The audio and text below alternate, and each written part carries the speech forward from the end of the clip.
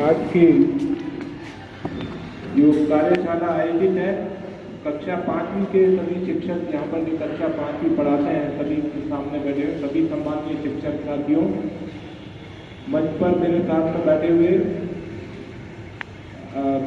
जनपद शिक्षा केंद्र के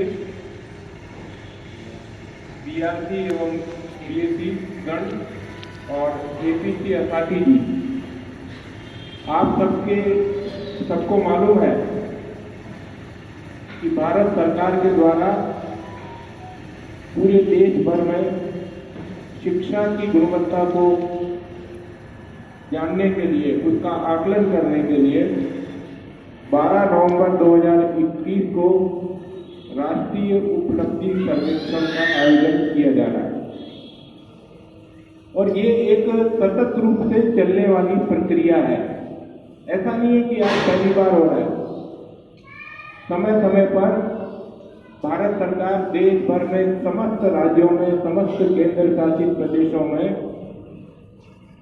शिक्षा की गुणवत्ता को आकलन करती है और उसका उद्देश्य होता है कि वो ये जानना चाहते हैं कि हमने जो शिक्षा की नीति बनाई है, शिक्षा का जो पाठ्यक्रम लागू किया है, उसकी पठन पाठन की विधि और प्रविधियां हैं, वो कितनी इफेक्टिव है, उसका लाभ कितना बच्चों को मिल रहा है, बच्चों के व्यवहारगत परिवर्तन कितना हो रहा है, बच्चों को किस प्रकार हम देश के लिए योग्य नागरिक बना पा रहे हैं, क्या बच्चों का सर्वांगीण विकास हो पा रहा है अथवा नहीं। इन सब का आकलन करने का उद्देश्य रहता है ताकि अगर कोई नीतिगत समस्या है तो उसमें सुधार किया जाए, योजना में कोई कमी है तो उस योजना को ठीक किया जाए, पाठ्यक्रम ठीक नहीं है तो उसको ठीक किया जाए, शिक्षक के संबंधित कोई मुद्दा है तो उसको सॉल्व किया जाए। तो ये पूरा आकलन 12 नवंबर को होना है, ये इसके बारे में आपको जानकारी है। पिछली बार 2017 के अंदर ये आकलन हुआ था, भारत सरकार ने एनसीईआरटी के माध्यम से कराया था। तब वहां पर पूरे देश भर के 36 राज्य और केंद्र शासित प्रदेशों के 701 जिलों में ये आयोजन हुआ। जब ये आयोजन हुआ था 2017 में उसकी प्राविधिक रिपोर्ट आई और 2018 में उसकी फाइनल रिपोर्ट आ गई। उस समय भी नवंबर महीने में हुआ था, नवंबर 2017 में हुआ था।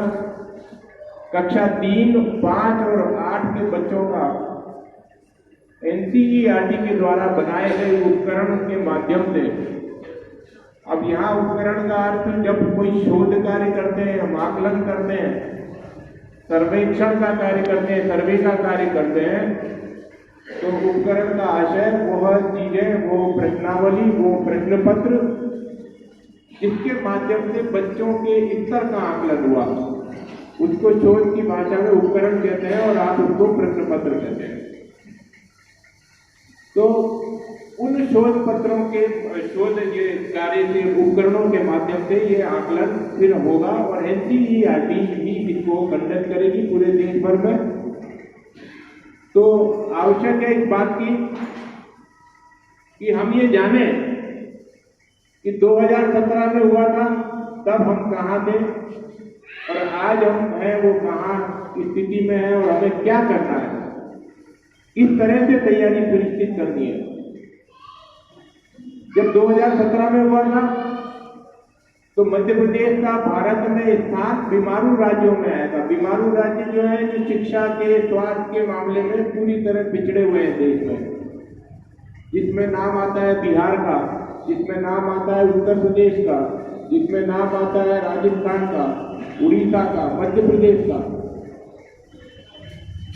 तो पिछड़े हुए राज्यों में जो है, भारत के पिछड़े हुए राज्यों में मध्य प्रदेश की शिक्षा व्यवस्था पाई गई थी, क्योंकि जो अकादमिक स्तर है हमारे बच्चों का 3वीं में, 5वीं में और 8वीं में, विषयवार में भी और सब विषय मिलाकर भी हमारा जो बच्चों का प्रदर्शन है वो कमजोर था, पुअर था। यदि हम मध्य प्रदेश की बात करें तो मध्य प्रदेश में उस समय 51 जिले थे और 51 जिले में ये ठीक है कि उस समय सागर जिले में काम हुआ होगा, आप लोगों ने काम किया होगा। तो हमारे यहाँ पर जो है कक्षा 3 में जो औसत स्कोर है उसके आधार पर हम दूसरे स्थान पे थे। औसत स्कोर भी आपको समझ में आना चाहिए। औसत स्कोर का मतलब क्या? यदि कक्षा 5 में 15 बच्चे अगर आपके यहाँ दर्ज हैं और अध्ययनरत हैं, 15 बच्चों को हमने वो प्रश्न पत्र में से हमने काम किया, 12 उपस्थित हुए मानव मूल्यांकन के समय और 12 ने जो प्राप्तांक अर्जित किए, तो सबके प्राप्तांकों में टोटल लगा करके जो प्राप्तांक कुल अर्जित हुए और उसमें कुल बच्चे हैं 15 का आप डिवाइड करेंगे तो आपके विद्यालय का औसत स्कोर बच जाएगा कक्षा 5 का। इसलिए बार बार कहा जा रहा है कि 5वीं के सब बच्चों का होगा, सब बच्चों को हमें सिखाना, तीसरी के सब बच्चों का होगा, सब बच्चों को सिखाना। कई बार हमारी पठन पाठन पद्धति या प्रक्रिया इस प्रकार रहती है कि आगे के 4 बच्चों तक सीमित रहती है, जबकि हम पूरे क्लास के लिए हम काम कर रहे हैं। जो बच्चे नहीं आए उनको भी लेकर के आना है और उनको भी सिखाना है। तो विद्यालय का औसत स्कोर सब बच्चों ने भाग लिया, उसका प्राप्तांक, कुल बच्चे उनका भाग देंगे तो औसत स्कोर आ जाएगा। ऐसे ही किसी विकास खंड में जितने बच्चों ने भाग लिया, जितनी संख्या है उसको भाग दे देंगे हम, प्राप्तांकों का टोटल लगाएंगे तो विकास खंड का औसत स्कोर आ जाएगा। और पूरे जिले के अगर बच्चों के प्राप्तांकों का योग लगाएंगे और नीचे जितने बच्चों ने भाग लिया उसका भाग देंगे, जिले का औसत स्कोर आ जाएगा। उस आधार पर हम दूसरे स्थान पे थे। ऐसे ही 5वीं में दूसरे स्थान पे थे और 8वीं में भी दूसरे स्थान पे थे। ये सबका प्रदर्शन था। और हमारे यहाँ पर मध्य प्रदेश में दूसरा स्थान मायने नहीं रखता, क्योंकि पूरा मध्य प्रदेश ही, कंप्लीट मध्य प्रदेश ही बीमारू राज्य में।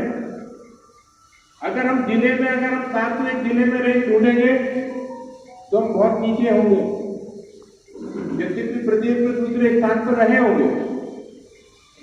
फिर एक बात ये भी ध्यान रखना चाहिए कि शिक्षा का सत्र है, हर साल नया सत्र है,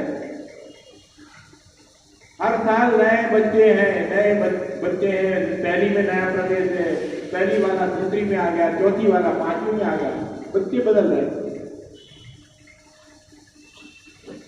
और हर साल आपका जो है नया काम है, हर साल काम करेंगे तो उपलब्धि आएगी। किसी का रिकॉर्ड काम नहीं करता, रिकॉर्ड से प्रतिफल नहीं मिलता किसी वर्ष का। किसी विद्यालय ने यदि कोई पिछले 4 सालों में अच्छा काम किया, 100% रिजल्ट है, इस साल काम नहीं किया, तो क्या 100% रिजल्ट के आधार पर इस साल 100% अवार्ड हो जाएगा? क्या इस साल हम काम करेंगे तो इस साल का रिजल्ट बनेगा? ये सतत चलने वाली प्रक्रिया है। आप सब जानते हैं कि क्रिकेट में अगर किसी का नाम लेते हैं तो क्रिकेट के भगवान हम सचिन तेंदुलकर को कहते हैं। क्यों? क्योंकि उन्होंने अपने छोटी सी उम्र में खेलना शुरू किया और अपने कैरियर में उन्होंने 100 सेंचुरी मारी है, टेस्ट मैच और वनडे में मिला के 100 सेंचुरी। क्योंकि एक खिलाड़ी के लिए एक कैरियर में बनाना बहुत ही मुश्किल काम है। जब वो खेल रहे थे तो उनकी 99 सेंचुरी पूरी हो चुकी थी और 100वीं सेंचुरी जब 99 हो जाती तो 100 का इंतजार रहता है।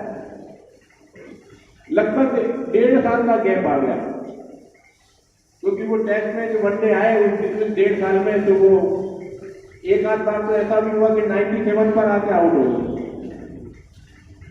तो दूसरे जो अब छोटा मोटा व्यक्ति तो उनको कमेंट कर नहीं सकता, एक दूसरा ही अच्छा दूसरे विदेश का कोई एक अच्छा खिलाड़ी रहा, बैट्समैन रहा, उसने एक संजय टाइप का कमेंट दे दिया अपना सोशल मीडिया पे, ट्विटर पर, कि सचिन तेंदुलकर अगर नहीं बना पा रहे हैं तो उनको ऐसा 99 सेंचुरी के आधार पर 100वीं अवार्ड कर दी जाए। तो क्या अवार्ड हो सकती है? अंतरराष्ट्रीय नियमों मानकों की तरह किसी को अवार्ड नहीं हो सकती है। वो तो 100वें मैच में या जब भी आप मैच में जो भी उनका चल रहा है आगे, उसमें आप खेलोगे, रन बनाओगे और स्कोर बोर्ड पे आपका दर्ज होगा तभी आपको 2 रन हो जाएंगे, तभी सेंचुरी आपकी दर्ज होगी। तो मेरा सागर का इस माध्यम से कहने का आशय यह है कि कई बार हमको ये लगता है कि हम तो 17 में दूसरे नंबर पे थे भाई, अरे उस समय थे। आज आप काम करोगे, आज आप पढ़ाओगे, जो बच्चे आपके पास में हैं 5वीं में, उनके ऊपर काम करोगे, सब बच्चों को लेकर आओगे, सब बच्चों को सिखाओगे, सब बच्चों का औसत स्कोर वो अचीव करेंगे 12 नवंबर को, उसके आधार पर रैंक मिलेगी। 2017 हो गया, वो इतिहास हो गया, उसके आधार पर कोई हमारा मूल्यांकन नहीं हो रहा है। और पहले हो सकता है 2017 में जब था तब ऐसी कोई जागरूकता नहीं थी, बहुत सारे जिलों ने ऐसे ही दिलवा दिया। आज अभी पूरे प्रदेश में सब जिलों में मेहनत हो रही है। केवल ऐसा नहीं है कि हम सागर नहीं कर रहे हैं, जबलपुर, इंदौर, उज्जैन और भी दूसरे संभागों के जिलों में काम हो रहा है, क्योंकि बार बार हमारे आयुक्त, राज्य शिक्षा केंद्र, प्रमुख सचिव स्कूल शिक्षा, ये सब इस संबंध में बैठक लेते हैं। और आप लोगों को इसलिए जानकारी नहीं मिल पाती क्योंकि वो उच्च लेवल पर बैठक लेते हैं, जिसमें डीओ है, डीपीसी है, जेडी है, वो भाग लेते हैं। वेबिनार पे हर 15 दिन में बैठक हो जाती है, वीडियो कॉन्फ्रेंस में समीक्षा हो जाती है। कल भी एक वीडियो कॉन्फ्रेंस थी। बार क्यों समीक्षा की जा रही है ये सब? क्योंकि प्रत्येक शासक चाहता है कि हम हर क्षेत्र में अच्छी उपलब्धि अर्जित करें। हमारे माननीय मुख्यमंत्री जी भी हर विभाग की हर 3-3 महीने में विभागवार समीक्षा करते हैं, और उसमें हमारे उच्च स्तर के अधिकारी, आयुक्त, राज्य शिक्षा केंद्र, आयुक्त लोक शिक्षण, मध्य प्रदेश पाठ्य पुस्तक निगम बोर्ड और के पदाधिकारी, डीपीआई के पदाधिकारी, राज्य शिक्षा केंद्र के उच्च स्तर के अधिकारी, प्रमुख सचिव, मंत्रालय के अधिकारी भाग लेते हैं, और हमारे विभागीय मंत्री भी रहते हैं। इस बार की समीक्षा हुई पिछले 1 महीने पहले, 1.5 महीने पहले, उनको पता लगा कि ऐसा राष्ट्रीय उपलब्धि सर्वेक्षण होने जा रहा है नवंबर में। उन्होंने जाना कि पिछले बार हम कहां थे, तो पता लगा कि हम बॉटम 10 में थे। माननीय मुख्यमंत्री जी ने निर्देश दिए, अब की बार होगा तो प्रदेश हमारा टॉप 10 में आना चाहिए, बॉटम 10 में नहीं आना चाहिए। अब टॉप 10 में कब आएगा? जब प्रदेश के हर जिले में काम होगा, जिले के हर विकास खंड, जनपद शिक्षा केंद्र के सब विद्यालयों में काम होगा। 1-2 विद्यालय से काम नहीं होना है।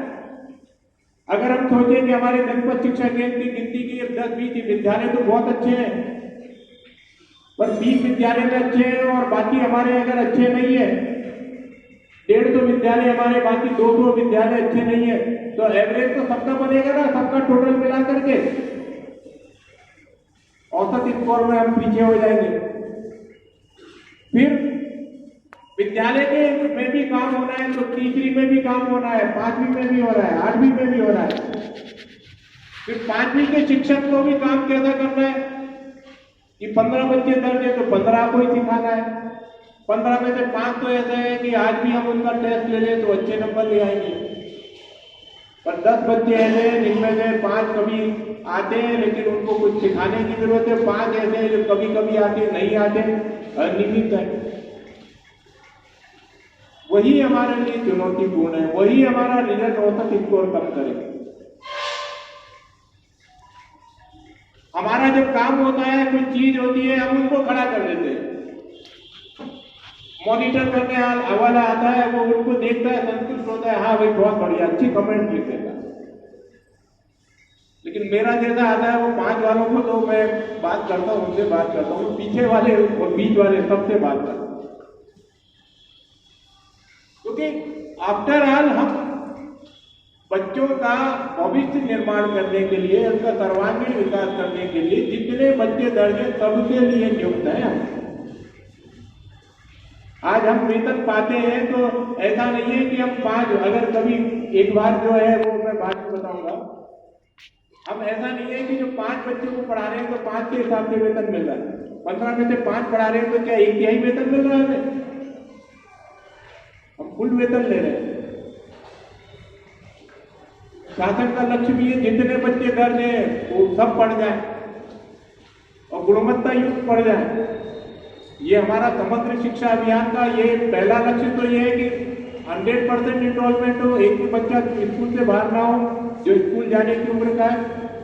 दूसरा लक्ष्य ये है कि जो बच्चा दर्ज है उसकी पढ़ाई गुणवत्ता युक्त हो जाए। और ये गुणवत्ता युक्त हो रही है कि नहीं हो रही है, इसी को जानने के लिए भारत सरकार पूरे देश भर में 12 नवंबर को ये आकलन करने जा रहा है। तो लिहाजा मेरा आपसे ये अनुरोध है कि आप सब अपने विद्यालय में ये इंश्योर करेंगे कि पहली बात कि सब बच्चे आए। जो बच्चे नहीं आ रहे हैं तो उनके पालकों से संपर्क करना पड़ेगा, उनको बताना पड़ेगा। स्कूल में होता ये है कि जो बच्चा कम आता है, कभी कभी आता है, हम उसके साथ में सहानुभूति नहीं रखते और चिड़चिड़ाते अलग है उससे। क्यों चिड़चिड़ाते हैं? क्योंकि वो हमारा काम करता नहीं है या हमारा काम करके नहीं लाता है या हमसे उसके कारण हमें उसके कारण चुनना पड़ता है। अभी एक विद्यालय में निरीक्षण करने गए, आपके ही रहनी विकासखंड में गोस्वामी जी आगे भी बैठे, ये भी साथ में। हमने जब 8वीं क्लास में वहां देखा तो 4 बच्चियों ने तो तुरंत अपनी अभ्यास पुस्तिका दिखाई, हिंदी की, गणित की, अंग्रेजी की, सब में काम और शिक्षक के द्वारा जांच भी।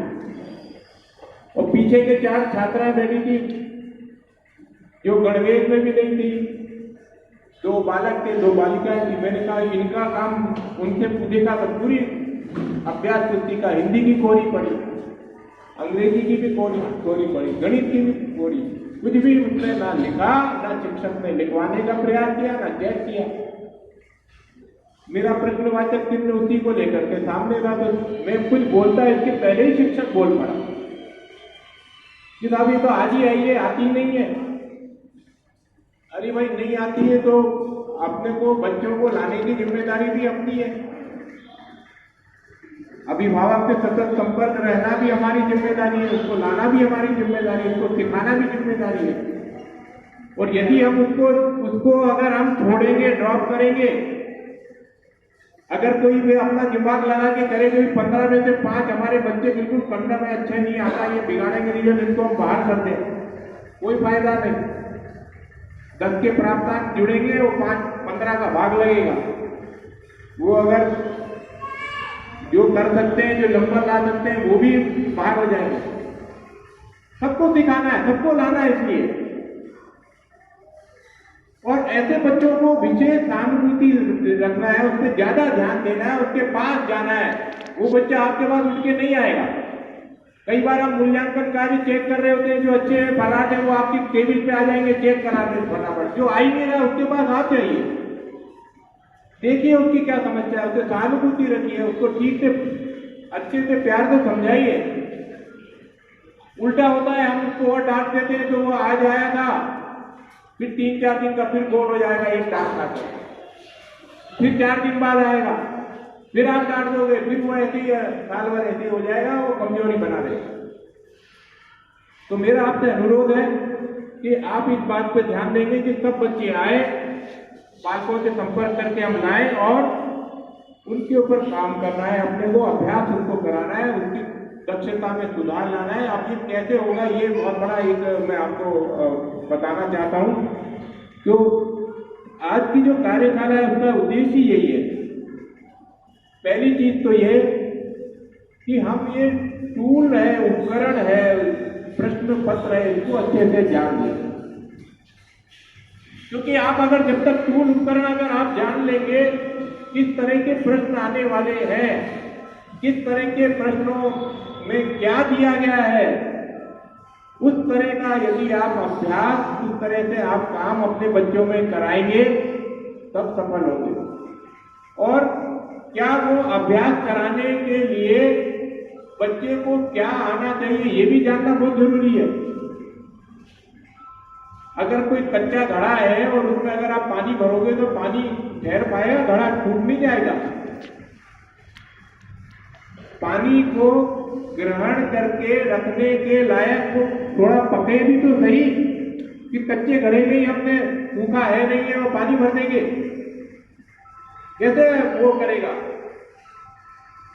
तो उसको मूलभूत दक्षता आनी चाहिए, उसको लिखना पढ़ना आना चाहिए, उसको अक्षर की पहचान होनी चाहिए, मात्रा की पहचान होनी चाहिए, हिंदी भाषा में शब्द पढ़ना लिखना आना चाहिए, गणित में गिनती उसको आनी चाहिए। गिनती ऐसी नहीं आनी चाहिए, कई जगह स्कूलों में जाते हैं गिनती लिखो, बच्चे तो एक से लेके एक के पीछे 100 तक लिख देते हैं और उनसे कहो कि 48 लिखिए, बोल दिया आपने तो 48 नहीं लिख पाते। हमने अलग से 4 अंक की संख्याएं लिखी बोर्ड पर, क्रम नहीं है उसमें, कहा अब इसको पढ़ के बताओ, तो 5वीं का बच्चा जो है 52 शब्द अंक जो है पढ़ नहीं पा रहा। गिनती 5वीं के बच्चे को बिल्कुल आनी चाहिए, 3 अंकों तक की गिनती आनी चाहिए, 1000 तक की गिनती का अच्छे से अभ्यास होना चाहिए। तो उसमें से कौन सी संख्या छोटी है कौन सी बड़ी है इसका उसको भान होना चाहिए, उसको जोड़ना घटाना आना चाहिए। जब इतना आएगा तब तो वो NS के पेपर का आप अभ्यास कराते हो, उसका सीख पाएगा उसमें वो। हम लोगों में बहुत सारी चीजें जो है समय के साथ में हमारे यहाँ की जो निर्देश की प्रक्रिया रही है, हम लोग बहुत सारी चीजों को अब नहीं करते क्योंकि बना बनाया मैटर मिल जाता है। पहले मैं सोचता हूँ कि पुराने शिक्षक हैं वो जानते हैं, 20 साल से पहले की जिनकी नौकरी है वो जानते हैं, पहले त्रैमासिक पेपर नहीं आता था, त्रैमासिक परीक्षा कराना निर्देश आता था, शिक्षक खुद त्रैमासिक का पेपर बनाता था, अर्धवार्षिक का खुद पेपर बनाता था। आज सब पेपर बन के आते हैं, अभ्यास के प्रश्न भी आते हैं, प्रश्न बैंक भी आ रहा है, मटेरियल पर्याप्त आ रहा है, अभ्यास कार्य की पुस्तिकाएं छपा दी गई है, मटेरियल की कहीं कोई कमी नहीं है। मटेरियल डेवलप करना, प्रश्न पत्र डेवलप करना, ये आपका हेडेक ही नहीं रहेगा। अब आपको चीज है कि कुछ चीज उपलब्ध है उसका सदुपयोग कैसे करें। हम लोग निर्देशों का पालन करते हैं, अच्छी बात है, लेकिन निर्देशों का पालन करने का आशय ये कदापि नहीं है कि हम केवल औपचारिकता निभाते हुए उस निर्देश को कर दें और उसका मर्म जो है, उसका जो आशय है उसको छोड़ दें।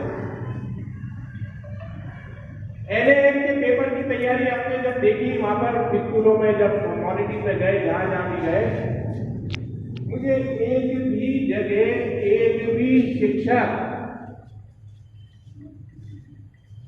पेपर उतारा जा रहा है, प्रश्न लिख दिया उत्तर लिख दिया, प्रश्न लिख दिया उत्तर लिख दिया बोर्ड पर, या बच्चे को मॉक पेपर दे दिया है, बच्चे के पास मॉक पेपर है, हल करना है, बच्चे को रफ का इस्तेमाल ही नहीं करता है, उसको सीधे उत्तर बता दिया भाई ये पहला प्रश्न इसका और ये उत्तर A है, B है, C है, निशान, या ऊपर बोर्ड पे प्रश्न लिख दिया निशान।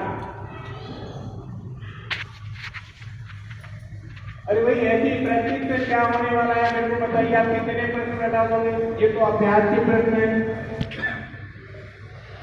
ये प्रश्न थोड़ी आने वाले। आपको जो प्रश्न बैंक दिया गया है, मॉक पेपर दिया गया है, वो तो इस तरह का अभ्यास कराने के लिए दिया गया है कि बच्चा ये जान ले कि किस टाइप के पेपर आएगा, इस टाइप के प्रश्न आएगा तो उस प्रश्न को क्या कैसे अपन समझेंगे, कैसे उसको हल करेंगे और कैसे उत्तर लाएंगे। उसके लिए ये उदाहरण स्वरूप है NCERT का प्रश्न पत्र, जो निरीक्षण का जो भी उनका मूल्यांकन का दल आएगा उसी के पास होगा, वो पहले से आउट होने वाला नहीं है, वो लोग ही लेंगे, आप मौजूद रहेंगे, वही लोग परीक्षा लेंगे। तो अब कुछ प्रक्रिया चल रही थी, उदाहरण बताना चाहता हूं, इसलिए मेरे को किसी की कोई बुराई करने का नहीं है, मैं वो उदाहरण इसलिए आपको बताना चाहता हूं कि वो प्रक्रिया अपने यहाँ पर अपनी कक्षा में 5वीं में ना हो और सही तरीके से कैसे हो, ये इसलिए मैं बताना चाहता हूं। कक्षा 8वीं में एक मॉक पेपर में एक प्रश्न कराया गया था, 21वें नंबर का प्रश्न, गणित में एक सवाल था। सवाल में दिया हुआ 5/9 का 8वीं क्लास का प्रश्न है, अभी मैं 5वीं के प्रश्न पर ही आपसे चर्चा करूंगा। ये उदाहरण इसलिए दे रहा हूं क्योंकि हम कैसा अभ्यास करा रहे हैं वो आप जान लें, किस तरह के अभ्यास होने वाला है, अभ्यास कैसे होना चाहिए वो मैं आपको बता रहा था।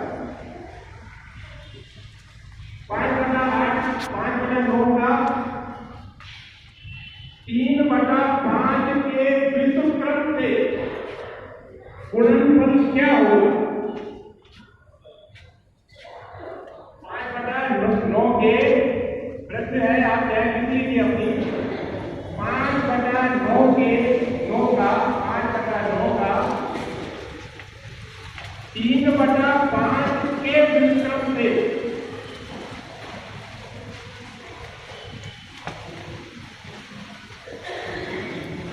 ठीक है 5/9 है पहली संख्या दूसरी संख्या 5/9 का 3/5 दूसरी संख्या है के व्युत्क्रम से गुणा करने पर गुणनफल क्या होगा। ठीक है आगे प्रश्न हमने लिख लिया पीछे तक आप आ रहा है लिखा आपने